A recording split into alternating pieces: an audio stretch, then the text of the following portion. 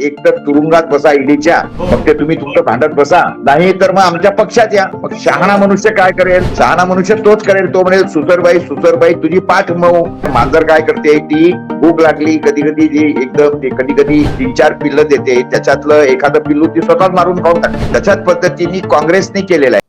मी पाहतोय असं की ज्या पद्धतीने ह्याच्या अगोदर त्यांनी अजित पवारांच्या समोर हे ठेवले पर्याय.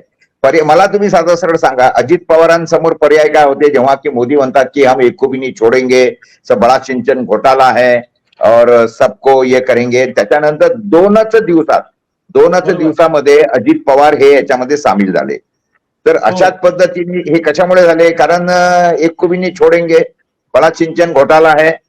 तर मग आता अजित पवारांसमोर पर्याय काय होता त्यावेळेला की एक तर तुरुंगात बसा ईडीच्या, मग ते तुम्ही तुमचं भांडत बसा, नाही तर मग आमच्या पक्षात या. मग शहाणा मनुष्य काय करेल? शहाणा मनुष्य तोच करेल, तो म्हणेल सुसरबाई तुझी पाठ मऊ. कारण असं आहे, सत्तेमध्ये जे असतात त्यांच्याकडून काहीतरी चुका. हे सगळं जे आहे ना, ते हे सगळं अगोदर पासून सगळ्यांना माहिती होतं की भारतीय जनता पक्ष अशा प्रकारच्या टॅक्टिक्स खेळतोय.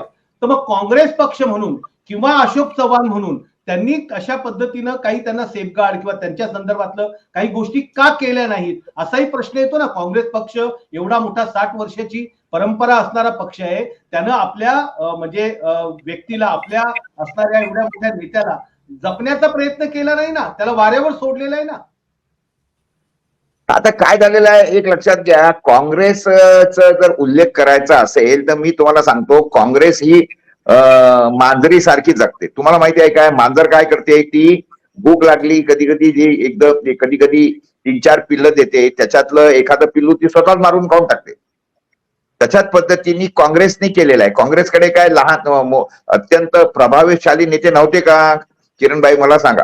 म्हणजे विलासराव देशमुख सारखा प्रभावशाली नेता केवळ काहीतरी किरकोळ विषय किंवा तुमच्या मागे ते मुंबई बॉम्ब स्फोटामध्ये कोणीतरी फिल्म डायरेक्टर आला, त्यावरून त्यांची उचलबांगडी करून त्यांना दिल्लीला घेऊन गेले, म्हणजे ह्युमिलेट केलं की नाही.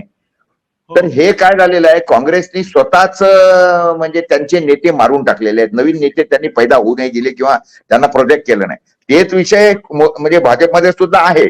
भाजपमध्ये सुद्धा जर सामान्य माणसाने विचारलं की कोण्या खात्याचा कोण मंत्री आहे, मला वाटत नाही की या देशातले 100 पैकी 90 लोक सांगू शकतील.